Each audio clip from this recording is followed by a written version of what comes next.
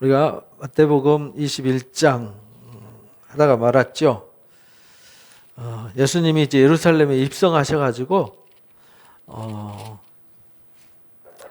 제일 먼저 하신 일이 뭐냐면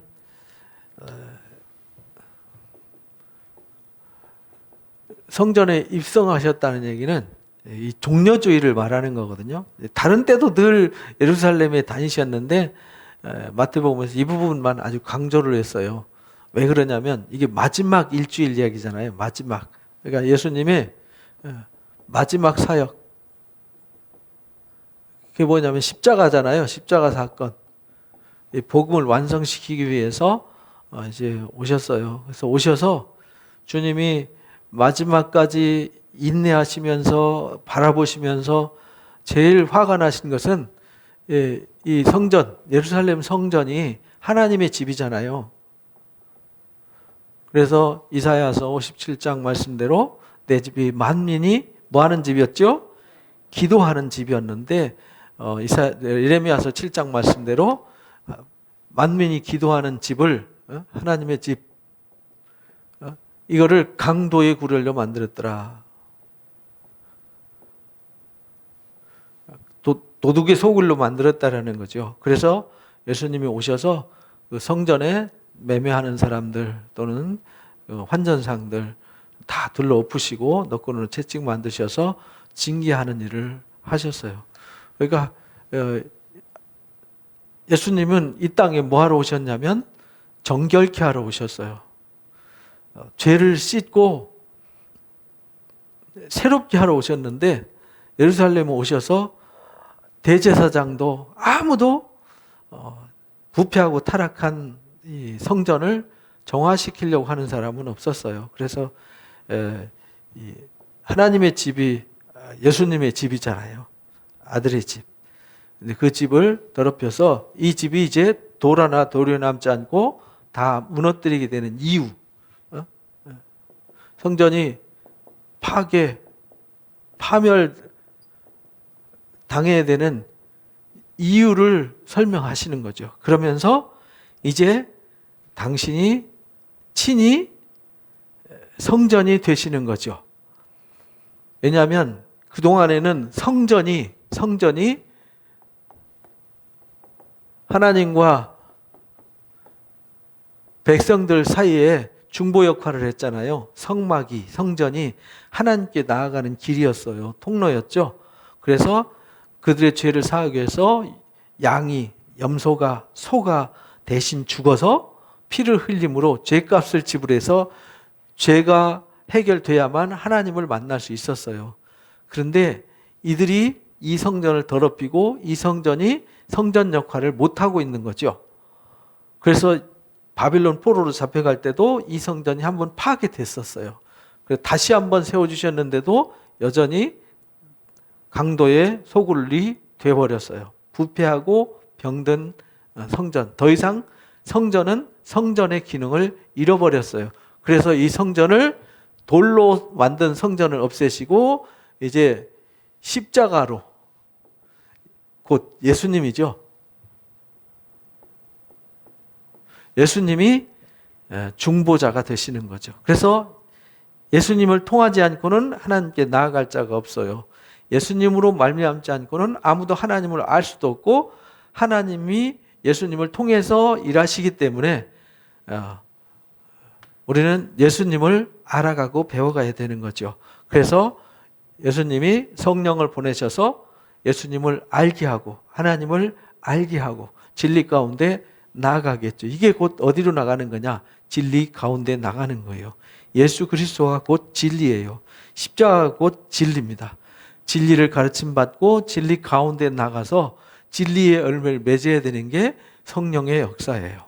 그래서 우리는 하나님의 성령의 언약의 역사 속에서 이제 예수 그리스도를 통해서 우리가 성화되어지고 하나님 앞에 흠없고 점도 없고 티도 없이 온전한 그리스도의 신부로 세워져 가야 되는 것이죠. 그러니까 여기서 만들어져 가는 것이지 완성된 것이 아니라는 것입니다. 그래서 예루살렘에 입성하셔서 잘못된 것을 바로잡기 위해서 책망하신 것이죠. 그리고 이제 나중에 22장, 23장까지 연결되어져요. 그리고 마지막 24장에서 마지막 날에 하나님의 역사가 어떻게 이루어져야 될지 가르쳐 주시고 25장에서 세 가지 비유를 들어가지고 하나님의 나라를 설명해 주세요. 열처녀의 비유와 달란트의 비유와 양과 염소의 비유를 통해서 마지막 가르침을 주시고 골고다 언덕에서 십자가에 못 박혀 돌아가시는 얘기가 26장, 27장으로 가는 거죠. 26장에서 겟세마네에서 마지막 성찬식과 함께 겟세마네 기도를 하시고 잡히시는 장면이 26장에 나와요. 그래서 그 전에 지금 예루살렘이 입성하시는 것이 우리 달력으로 말하면 안식 후 첫날 종려주일이라 그러죠. 종려주일. 그러니까 첫날 입성하셨어요. 입성하신 날이 일요일이에요. 일요일. 근데 우리는 일요일이라고 말하지만 유대인들은 일요일, 월요일, 화요일 개념이 없다 그랬잖아요. 안식 후 첫째 날, 안식 후 둘째 날, 안식 후 셋째 날, 안식 후 넷째 날, 안식 후 다섯째 날, 안식 후 여섯째 날이 아니라 안식일, 예비일. 여섯째 날은 안식일, 무슨 일? 예비일. 그 다음에 제7일, 안식일. 이렇게 말해요. 제6일은 안식일, 예비일이고요. 제7일이 안식일이에요. 그래서 그 안식교회 중에 제7일 안식일 교회가 있잖아요. 제7일 말일 예수 그리스도의 성도의 교회 이런 교회 이름이 그런 데서 나왔는데 그 사람들이 잘못된 교리를 주장함으로 이단시 받는 것이죠. 그래서 일요일이 우리는 주일이 됐잖아요. 주일. 주일과 안식일이 같은 날인데 유대인들은 토요일이 안식일이고 우리 안식일은 주일이 안식일이에요. 왜 주일이 안식일이냐면 하나님과 우리 사이에 이 성전의 거룩을 지키는 기준이 안식일이었거든요. 안식일을 거룩하게 하라. 안식일이 하나님 말씀을 묵상하면서 하나님과 우리 사이에 중보 역할을 하는 것이 안식일이었단 말이에요. 안식일과 성전 그리고 율법. 이것이 이제 신앙의 뿌리였는데 여기 성전 되신 분이 누구죠? 예수님. 예수님이 십자가 지시고 부활하신 날, 이것이 우리에게 가장 소중한 날이 된 거죠. 부활이 우리의 소망이고 주의 날이고 희망의 날이에요. 그래서 이 날을 우리는 주의 날, 그래서 주일, 안식일을 기독교 안식일은 주일로 지키는 겁니다. 주님이 부활하신 날, 그날을 지키는 것이죠. 그런데 그게 토요일이냐 일요일이냐 월요일이라는 의미가 없어요. 왜냐하면 오늘 우리는 여기 수요일이잖아요. 미국은 무슨 요일일까요? 화요일이에요. 지구상이 다 틀려요. 시간대가. 그럼 다 똑같이 지켜야 되는데 어디는 토요일, 어디는 일요일. 이렇게 되니까 그 의미가 없는 거예요. 그거 꼭 토요일이 안식일이다 그런 사람은 그럼 우리 토요일이 안식일이면은 지금 미국은 안식일 안 지키잖아요. 그럼 그 사람 잘못됐나요? 그 사람 금요일인데, 그죠? 우리 월요일 되면은 미국은 그 주일 예배 드리잖아요. 인간이 획일적으로 적용하는 것이 아니라 하나님이 안식일을 주신 것은 6일 동안 일했으면 하루를 안식하라는 의미로 주신 거죠. 6일 동안 일하고 하루는 하나님을 기억하는 날, 이 날로 정하라는 뜻이지 그게 월요일이냐 화요일이냐 수요일이냐 목요일이냐 개념은 무의미하다 이런 말입니다. 근데 지금 우리는 주기가 이제 주일을 중심으로 주기가 돌아가잖아요. 왜냐하면 중세기를 거치면서 태양력이 중심이 되고 우리 기독교가 역사의 중심을 AD, BC를 비롯해 AD와 BC가 뭐예요? 예수님을 중심으로 예수님 전, 예수님 후를 말하는 거잖아요. Before Christ와 Anno Domini라고 하는 기준을 잡아주셨어요. 그리고 예수님을 중심으로 주일, 월요일, 화요일, 수요일, 목요일, 금, 토일, 주일 이렇게 해서 토요일 중심이 아니라 주일 중심으로 세상이 돌아가니까 우리가 주일을 주일로 지키는 것이죠. 그러니까 거기에는 아무런 문제가 없습니다. 우리는 토요일 날을 주일로 지켜야 돼. 그럼 그렇게 해도 되죠. 근데 그들만 하면은 그렇잖아요. 툭 삐져나오면 모양이 우스우니까 모두 다 공통적으로 지키는 것이죠. 그래서 우리가 공동체 안에서 우리가 이 날을 안식일로 지킵시다 라고 정했으면 그게 안식일이에요. 그거는 누가 그렇게 정해줬냐? 하나님이 우리를 통하여 그렇게 정해주신 거예요. 그래서 이 주일 개념 가지고 뭐 토요일이 안식일이냐 주일이 안식일이냐 갖고 싸우는 것은 아주 유치한 싸움이다. 그건 성경의 기본 상식도 없는 유치한 싸움이다. 그러니까 우리는 주님의 날을, 왜? 우리는 부활을 기념하고 부활해서 우리가 새로운 날을 창조하신 거잖아요. 부활은 새 생명, 새 세계가 열린 거잖아요. 그래서 우리 예수를 믿음으로 우리는 십자가를 통과했잖아요. 그래서 이미 우리는 무슨 삶을 살고 있어요?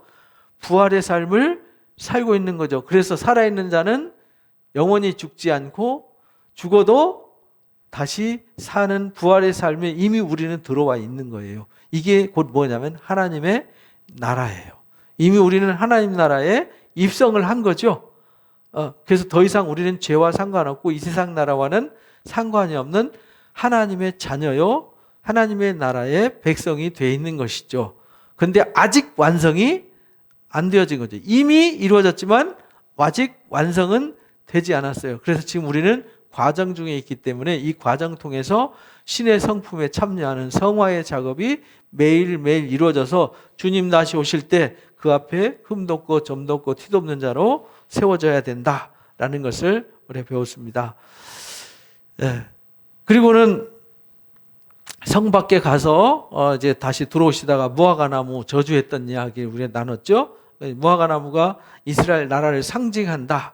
그래서 열매 없는 이스라엘 백성에게 하나님께서 이 아브라함 부르심부터 해서 2000년 동안 그들을 위해서 하나님 헌신하셨잖아요.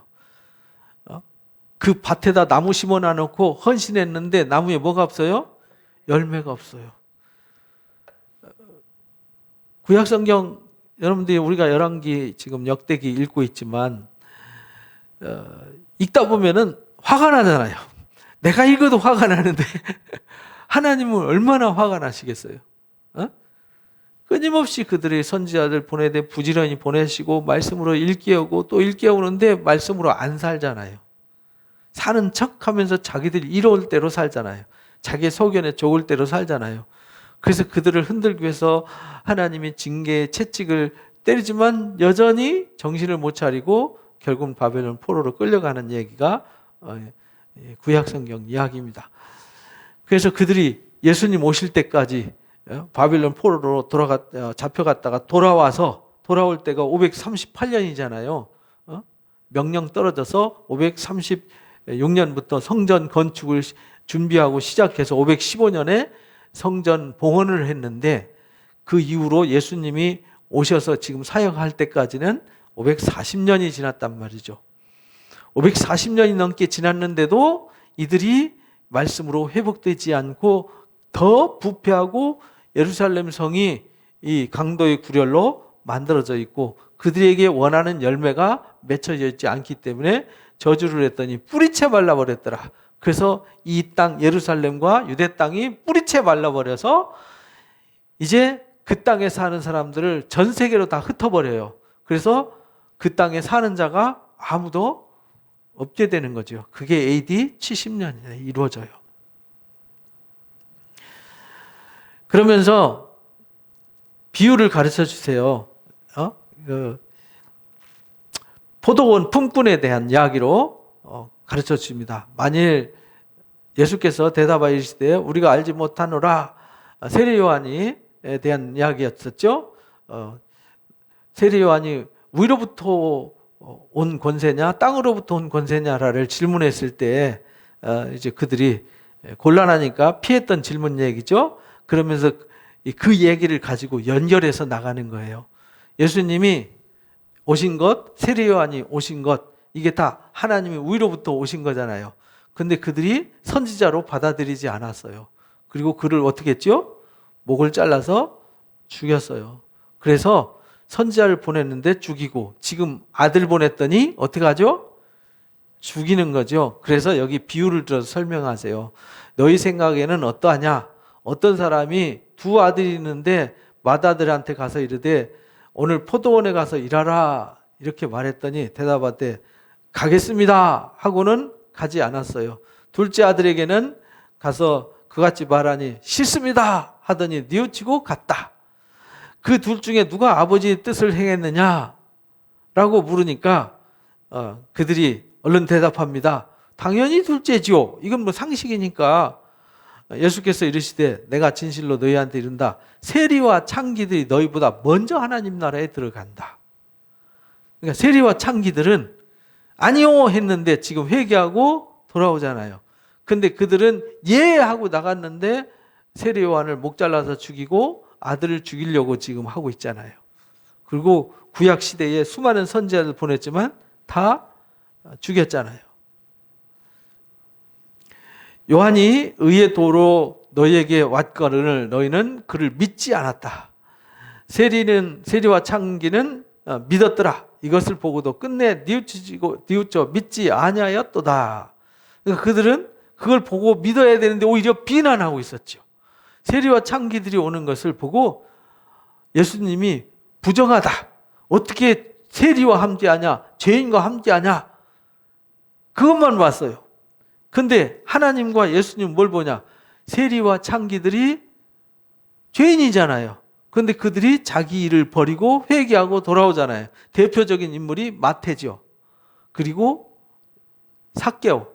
누가복음 19장에 삭개오가 주님을 만나서 주님 영접하고, 세리는 당시에 로마의 앞잡이로 당시에 유대인들한테는 아주 배신자 취급을 받았어요.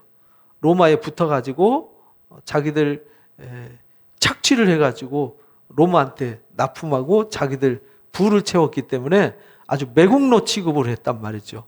요즘 우리로 말하면 아주 극렬 친일파? 일본을 위해서 우리 국민을 팔아먹은 사람들. 우린 그거 막 상상하기도 싫은 존재잖아요.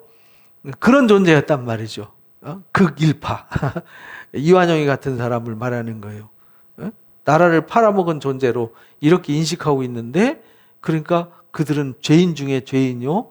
그리고 자기들 피를 빨아먹는 아주 흡혈귀 같은 존재로 인식을 했기 때문에 아주 부정한 존재인데, 삭개오가 주님을 사모하고 주님을 모시고 가서 회개하고, 제가 남의 거 뺐던 거 있으면 4배나 갚겠습니다. 그리고 제 재산 절반을 뚝 띄어서 가난한 자한테 나눠주겠습니다. 라고 회개에 합당한 열매를 맺었어요. 그러니까 세리나 창기들, 요한복음 8장에 나오는 가늠하다 현장에 잡힌 여인도, 또 막달라 마리아 같은 여인도 회개하고 돌아와서 자신의 과거를 청산하고 주님을 따르는 제자가 되었잖아요. 그러니까 이들은 아니오라고 세상으로 갔다가 깨닫고 회개하고 돌아왔는데, 바리새인들과 서기관들, 사두개인들은 오히려 예 하고 자기들이 하나님의 일을 한다고 하면서 선지자들을 죽였고 아들을 죽이는 일에 동참하게 되었다. 이게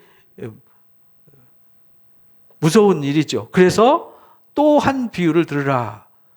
또 두 번째 비유를 가르쳐 주셨어요. 한 집에 주인이 포도원을 만들어서 산 울타리로 두르고, 포도원을 만들고 산 울타리를 만든다는 얘기는 포도원을 만들고 포도원, 지금처럼 철조망으로 이렇게 한 게 아니고 옛날에는 철조망이 없었잖아요. 그래서 가시를 이렇게 심어서 가시 울타리를 만들었어요.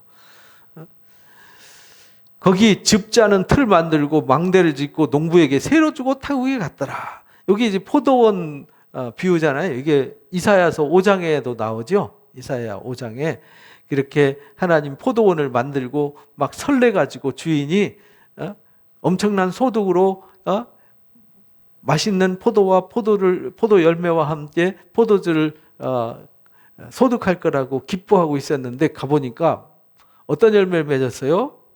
먹지 못할 들포도 열매 맺음이 어찌미뇨 하면서 책망을 했어요. 먹지 못할 들포도 열매를 맺었어요.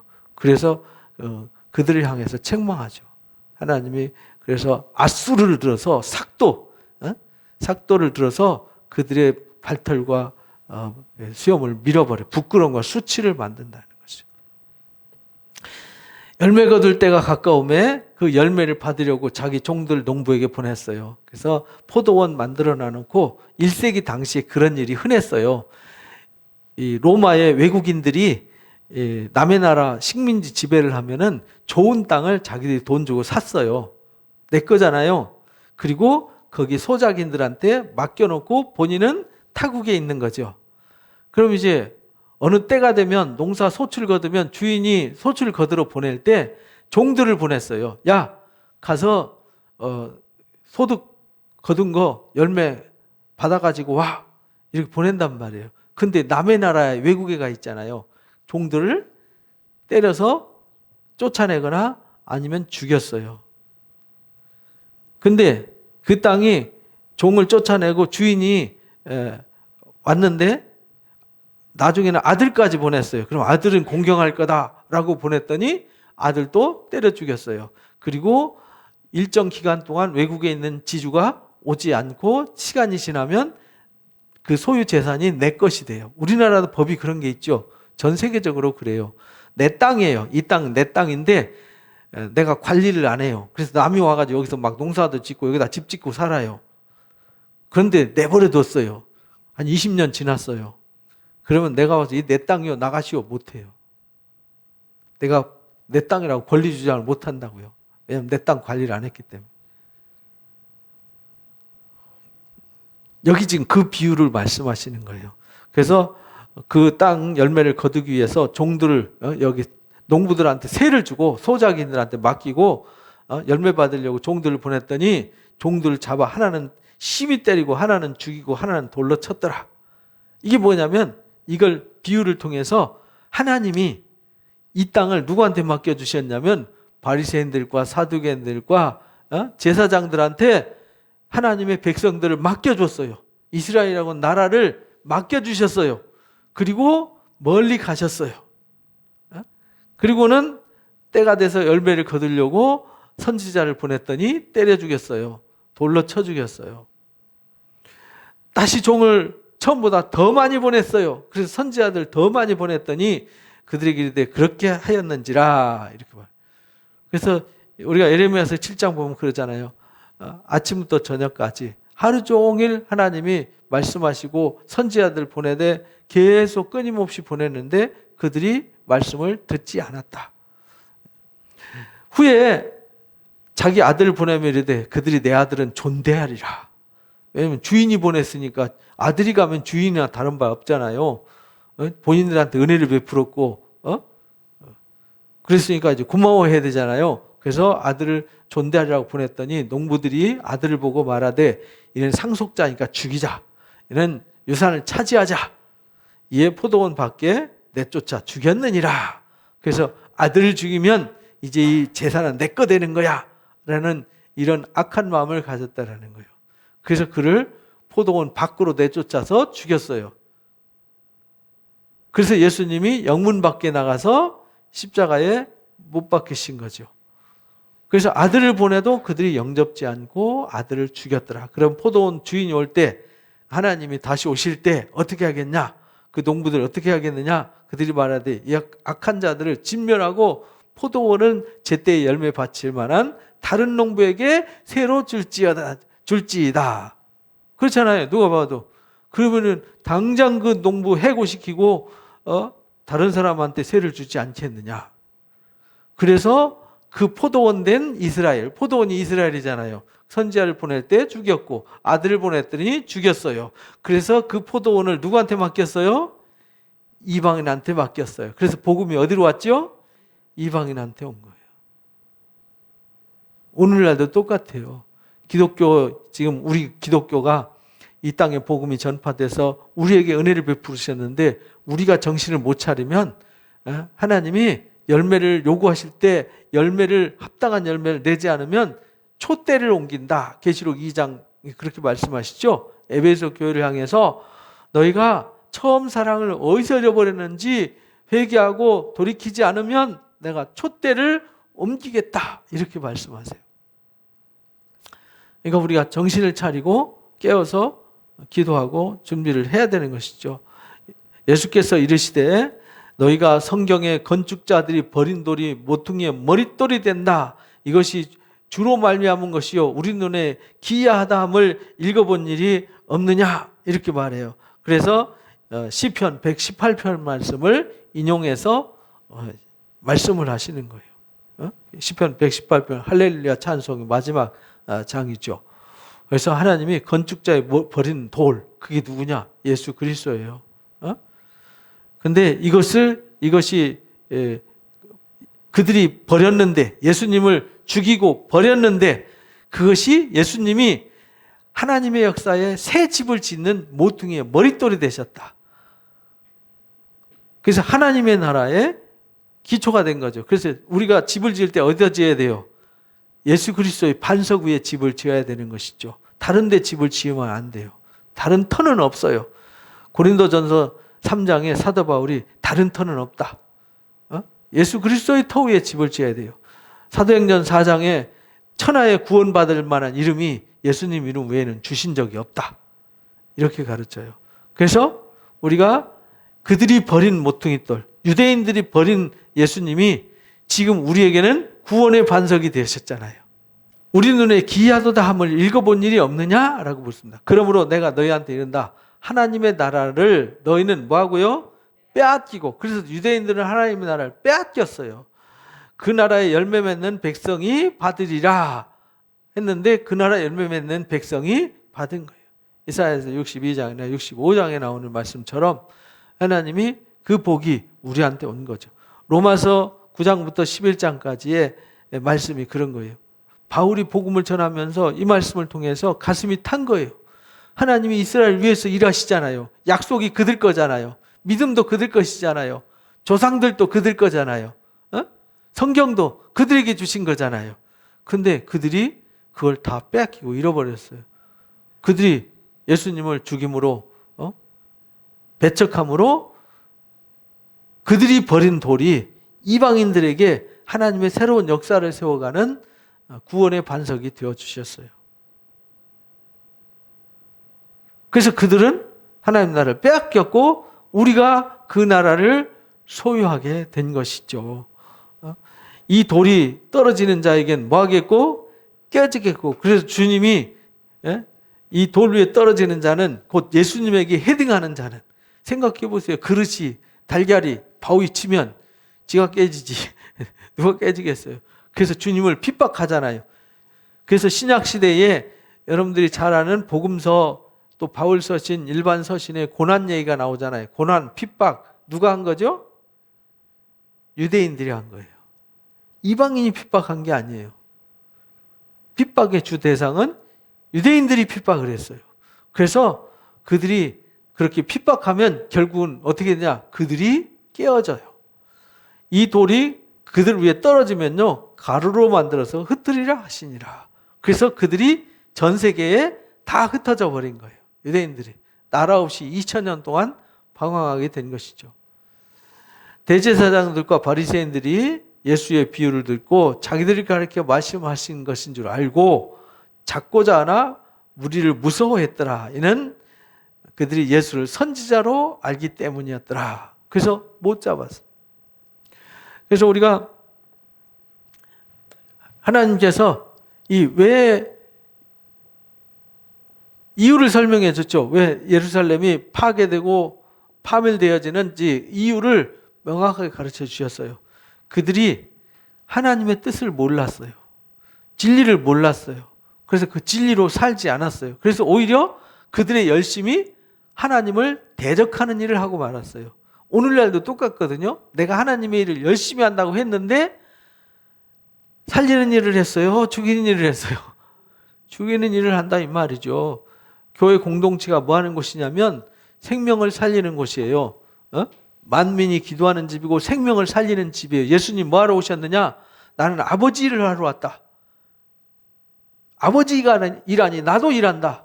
무슨 일을 하냐? 아버지가 죽은 자를 살리시니까 나도 죽은 자를 살리러 왔다. 요한복음 5장 말씀이잖아요. 38년 된 그 병자에 대한 이야기입니다.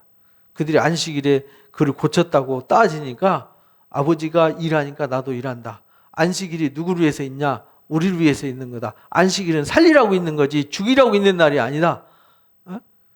주일날 말씀 들은 것처럼 짐승 새끼 빠지면은 건져내고 그들에게 물을 먹을 수 있도록 고삐를 풀어서 물 마시게 하면서 사랑하는 내 백성, 그들이 구덩이에 빠지고 이 사탄의 소나기에 빠져 있으면은 건져서 살려야 되는 거 당연한 거 아니냐?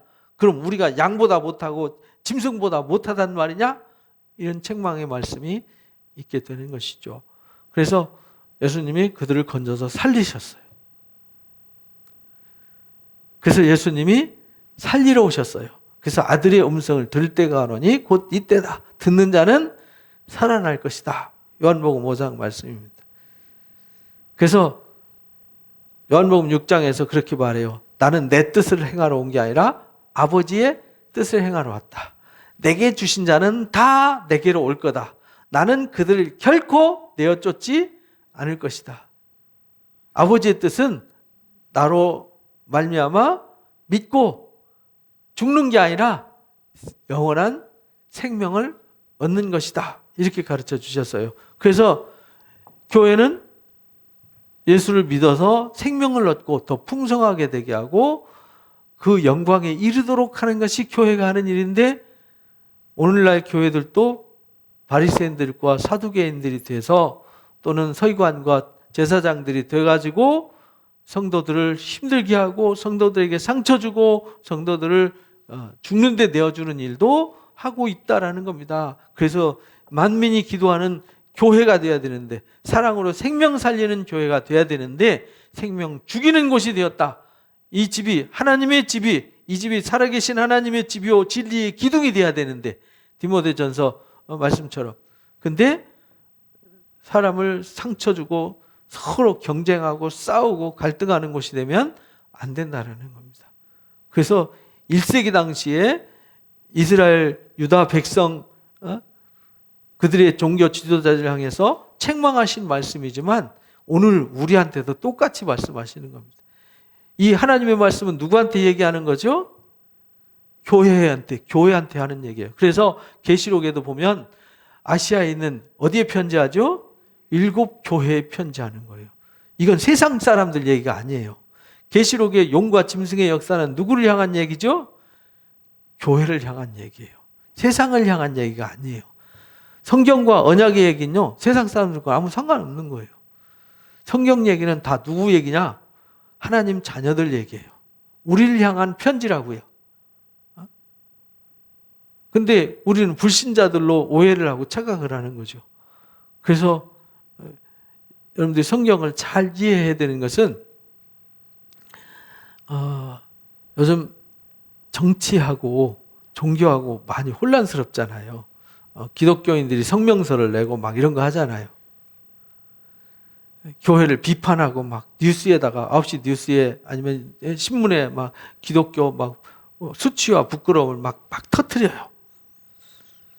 결국은 그게 뭐냐면 자기 의를 드러내려고 하는 거지 교회를 살리려고 한 것이 아닙니다.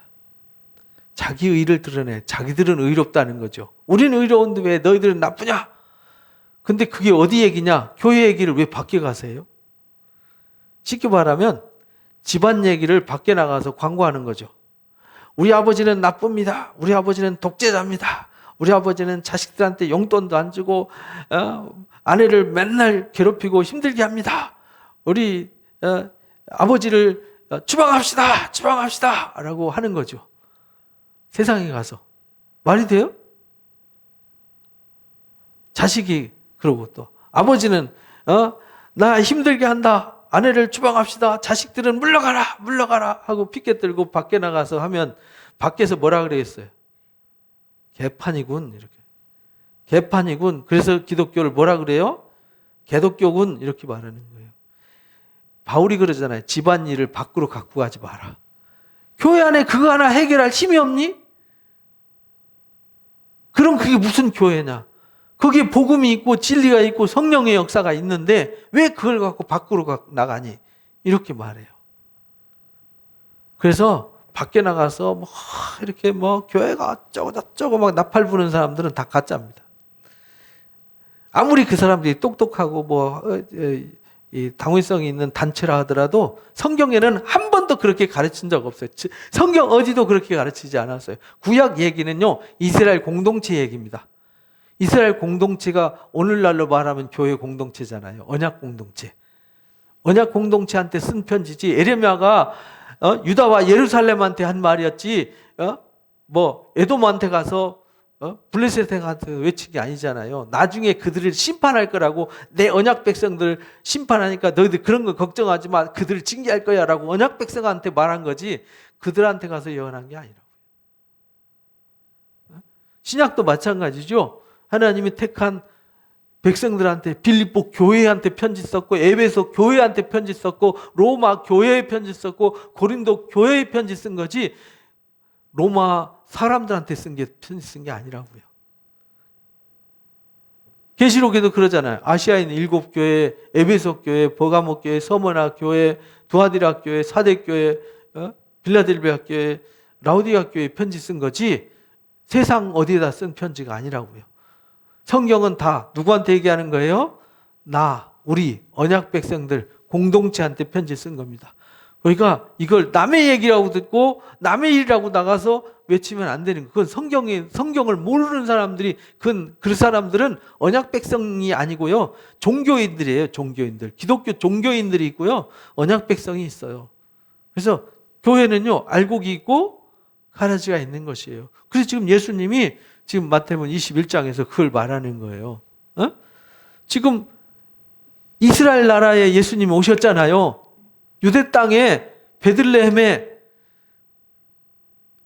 유대인한테 온 거잖아요. 아브라함과 다윗의 자손한테 온 거잖아요. 그런데 그들이 예수님을 영접한 것이 아니고 배척해서 선지자들은 죽였고 사도들 죽였고 또 세례요한도 보냈더니 목을 잘랐고 예수님은 십자가에 못 박아 버렸어요. 그리고 자기들이 하나님의 자리에, 예수님의 자리에 서서 영광 받으려고 어디 가서 랍비라고 칭함받는 걸 좋아하고 대접받는 걸 좋아하고 존경받는 걸 좋아해서 어깨 펴고 폼 잡고 다니고 군림하고 이랬다는 거죠. 근데 오늘날 교회 모습도 그렇지 않습니까? 이걸 보고 우리가 분별을 해야 되는 거예요. 분별하라고 성경을 가르쳐 준 거예요. 그래서 교회 이야기입니다. 그러니까 오늘날 우리 모습을 보면서 우리는 그러지 않은가, 나는 그러지 않은가, 이걸 돌아보라는 거예요. 그것이 21장 얘기예요. 그리고는 22장에서 비유를 또 가르쳐 줘요. 천국은 마치 자기 아들을 위해서 혼인잔치를 베푼 임금과 같다. 천국이 혼인잔치를 베푼 임금과 같은 것이 천국이래요. 지금 누구한테 얘기하는 거냐면 이것을 제자들과 유대인들한테 지금 하는 얘기라고요. 그 종들이를 보내어서 청한 사람들을 혼인잔치에 오라 하였더니 오기를 뭐해요? 싫어해요. 예수님이 신랑으로 오셨잖아요. 그리고 그 잔치에 그들을 초청하는데 안 오고 배척하잖아요. 다시 다른 종들을 보내며 이르되 청하기를 오찬이 준비되었으니 나의 소와 살진 짐승을 잡고 모든 것을 갖추었으니 혼인잔치에 오소서 하라. 그래서 예수님의 그 혼인잔치에, 축복의 잔치에 초청하지만 그들은 오지 않았어요. 선지자들을 보내고 사람들을 보내서 외치지만, 그래서 결국은요, 구약 역사는 예수님이 오시는 길을 예비한 거잖아요. 그래서 엘리야가 주의 길을 예비하는 거죠. 그래서 광야에 외치는 자의 소리가 있다. 이사야 40장에 그렇게 예언을 했잖아요. 그것이 세례 요한이었다. 세례 요한이 엘리야로 갔다. 말라기 선지자는 그렇게 말하잖아요. 오리란 엘리야가 곧 누구냐? 세례 요한이다. 그렇게 했는데 그들이 회개하지 않았고, 그래서 세례 요한이 그러잖아요. 그들이 세례 받는데 오니까 이 독사의 자식들아 라고 외쳤잖아요.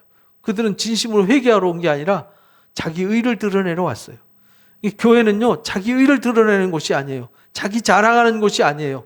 누구 의를 드러내야 되죠? 하나님의 의를 드러내야 되는 곳이더라. 그래서 그들이 돌아보지도 않고 한 사람은 자기 밭으로, 한 사람은 자기 사업으로, 그 남은 자들은 종을 잡아 모욕하고 죽였더라. 각자 하나님의 부르시면 응하지 않고요, 자기 갈 길 갔더라는 거예요. 자기가 좋아하는 일. 오늘날도 마찬가지지 않습니까? 하나님께서 선지자들 보내서 부지런히 복음으로 전하고 외치고 돌아오라 외치지만 부지런히 외치십시오. 저는 제 길 갑니다 하고 가는 사람들이 있고, 오히려 갈등하고 싸우는 교회. 요즘 뭐 툭하면 나오는 게 교회 갈등 뉴스잖아요. 싸우고 갈라지고 막 법정 투쟁하고, 법원에 가면요 교회들끼리 서로 분쟁 붙어서 하는 교회들이 얼마나 많은지 몰라요. 너무 부끄럽고 창피한 일이잖아요. 근데 다 성경이 응하는 거예요. 그래서 임금이 노예에서 군단을 보내가지고 살인자들을 진멸하고 그 동네를 불사르고 이게 심판이잖아요. 그래서 결국은 이스라엘이 유대 나라가 예루살렘 성전이 돌 하나 돌이 남지 않고 다 불살라지고 진멸하고 그 나라에 다 쫓겨나게 됐죠. 이에 종들에게 이르되 혼인잔치는 준비되었으나 청한 사람들은 뭐 하지 않아요? 합당하지 않아요. 그래서 그 복음이 어디로 가느냐? 내거리로 가는 거예요. 내거리라는 것은 이 언약 백성의 땅 경계선 너머를 사거리라고 그랬어요.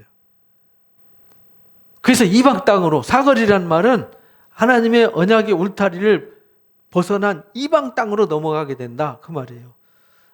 만나는 대로 혼인잔치에 청하여 오라. 그래서 이방 땅에 복음 선교가 시작된 거죠. 종들이 길에 나가 악한 자나 선한 자나 만나는 대로 모두 데려오니 혼인잔치에 가득하더라. 임금이 손님을 보러 들어올새 거기서 예복을 입지 않은 한 사람을 보았더라. 이르되 친구여 어찌하여 예복을 입지 않고 여기 들어왔느냐 하니 그가 아무 말도 못하더라. 무슨 말이냐면 이방 세계로 복음이 갔어요. 그리고 그들을 다 초청했어요. 그리고 다 왔어요. 그런데 이 잔치에 들어오려면 입구에 예복을 다 준비해놨어요. 예복을 만들어서 돈 주고 사서 입고 오는 것도 아니에요. 입구에다 마련해 놓은 거 뭐만 하면 돼요? 입고 들어오기만 하면 되는데 안 입고 들어와요. 그래서 임금이 말합니다. 저 불의한 놈, 저놈 어떤 놈이냐? 왜 예복을 입지 않았느냐? 책망하는데 무슨 말이냐면 이방 세계로 복음이 나갔어요. 그래서 이스라엘 나라의 밖에 사람들은 아브라함의 자손도 아니잖아요. 언약과 상관없잖아요. 하나님 말씀과 하나님과 상관이 없었잖아요. 에베소서 2장 말씀처럼. 근데 그들이 긍휼을 입어서 부르심을 받았잖아요. 그리고 누구의 피로? 예수님의 피로 거룩해졌어요. 그러니까 그 잔치 올 때 예수님의 거룩한 의의 옷을 입고 들어오는 거죠. 그냥 예수님의 이름을 믿고 들어오기만 하면 되는데 쉽게 말하면 그게 옷 입는다는 거예요. 예수님의 옷을 입고 들어오는 거 그거 하나 못해요. 아멘. 내가 예수님을 주로 영접합니다. 예수님은 나의 삶의 주인입니다. 이게 예수님 믿음으로 우리가 의롭게 되는 거잖아요. 의의 옷을 입는 거 어려운 것도 돈 드는 것도 아니고 어디 가서 공부하고 시험 공부해서 아니면 뭐 노력해가지고 무슨 대가를 지불해서 하라는 것도 아니잖아요. 공짜로 예수 믿으면 자녀 되는 권세 줄게. 그 권세에 옷 입고 들어와. 근데 그것마저도 안 입고 들어와가지고 찌그러져 앉아 있으니까 말씀하십니다. 왜 예복을 입고 들어오지 않았느냐 이 말은 예수님을 믿지 않고 들어왔냐 이 말이에요. 예수 그리스도를 믿음으로 핏부림을 받아서 죄사함을 받고 의롭게 돼서 의롭게 된 사람만 이 잔치에 참여할 수 있는 거잖아요. 그래서 임금이 사환한테 말합니다. 손발을 묶고 바깥 어두운데 뭐 하라고요? 내 던지라. 거기서 슬피 울며 이를 갈게 될 거다. 슬피 울며 이를 갈. 왜냐? 그 예수 믿는 거 어려운 것도 아닌데 내가 왜 그걸 못했지? 그 쉬운 걸. 진리 믿으면은 진리로 거룩하게 되는데 예수 믿으면 그 은혜로 거룩하게 되는데 왜 그걸 못했지? 이렇게 된다는 거예요. 이방 세계에 가서. 이스라엘 언약 공동체는 파괴되고 징계당하고 파멸당했고 그 복음이 이방 땅에 가서 이방 사람들 거저 주시는 은혜로 예수를 믿음으로 언약 백성이 되고 아브라함의 자손이 되어지고 하나님 나라의 상속자가 되는데 이거 되는 거를 무슨 돈 들여갖고 고생해갖고 되는 것도 아니고 그냥 진리 대신 예수 그리스도를 믿음으로 의롭게 되는데 그거 하나 못해가지고 결국은 징계당하는 얘기를 쓴 거예요. 슬픔에 이를 갈미쓰라. 그래서 함께 읽어봅니다. 청함을 받은 자는 많되 택함 받은 자는 적으니라. 그래서요 청함 받은 자는 많지만 택함 받은 자는 적은 거예요. 그래서 이사야 선지자는 먼 가지에 사옥의 나무가 같다. 감람나무를 흔들 때 그만큼 어린아이가 셀 정도의 희소한 수가 구원의 수다. 이렇게 표현을 했어요. 예수님도 마지막 때에 믿음 가진 자를 보겠느냐 이렇게 안타깝게 외쳤어요. 왜냐하면 믿는다고 말하지만 믿지 않고 그리스도인이라고 말하지만 그 속에 그리스도가 없어요. 의의 옷을 입고 와야 되는데 의의 옷이 없어요. 그러니까 그들은 부끄럽고 수치를 당하고 바깥어두운데 내어 쫓기게 되는 것이죠. 그래서 우리는 매일같이 내 의로 하나님 앞에 가는 거 아니에요. 나를 드러내려고 신앙하는 게 아니에요. 예수 그리스도의 의의 옷을 입고 내가 예수 그리스도의 이름으로 거룩해지고 성화가 이루어져야 되는 것이죠. 그래서 내가 빛난 흰 옷을 입고 세마포 옷을 입고 매일 이 두루마기 옷을 빨아 입어서 성에 들어갈 권세를 취해야 되는 것이죠.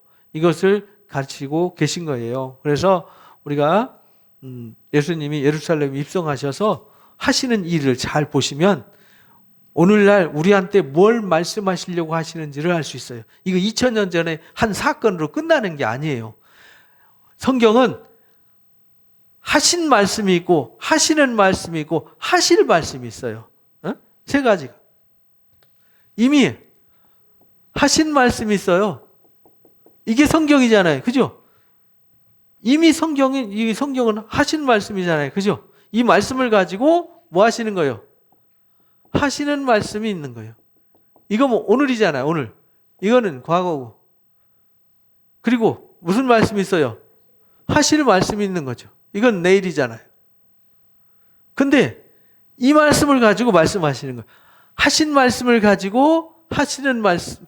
오늘 우리한테 말씀하시고 앞으로 또 말씀하실 거예요. 그러니까 우리가 성경은 그때 이야기로 끝나는 게 아니에요. 아벨과 가인의 제사를 통해서 우리에게 아벨의 제사를 요구하시는 거죠. 에서와 야곱을 얘기하면서 우리한테 야곱은 사랑하였고 에서는 미워했다는 걸 말씀하시는 거죠. 우리가 성경에 사울이냐 다윗이냐를 말하는 거죠. 엘리냐 사무엘이냐 우리한테 요구하시는 거잖아요. 보여주신 거잖아요. 광야에서 왜 망했냐? 그들이 왜 망했냐?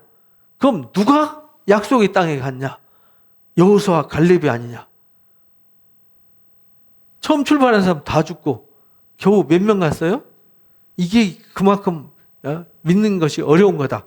그러나 구약시대와는 달리 우리의 연약함을 아시기 때문에 성령을 부어주셔서 진리를 깨닫게 하고 하신 말씀이 뭔지를 알게 하고 오늘 무엇을 말씀하시는지를 깨닫고 앞으로 하실 말씀을 따라서 우리가 진리로 살아가는 것, 이것이 신앙생활이다. 그래서 오늘날 우리가 이 예수님이 하신 말씀은 2000년 전으로 끝난 게 아니라 지금 하시는 말씀, 지금 오늘 우리에게 무엇을 말씀하시는지를 깨달아야 돼요. 그리고 나를 볼 수 있어야 되죠. 그거 못 보고 단순히 성경 지식, 역사 이거 알아갖고 의미 없어요. 지금 나한테 무슨 말씀하시느냐가 제일 중요한 거예요. 그리고 그걸 깨달아서 그 말씀으로 행하는 자가 돼야 된다라는 것을 우리에게 가르쳐 주셨습니다. 그래서 우리는 진리를 깨닫고 진리를 행하는 자가 되셔서 진리로 승리하시기를 주님의 이름으로 축복합니다.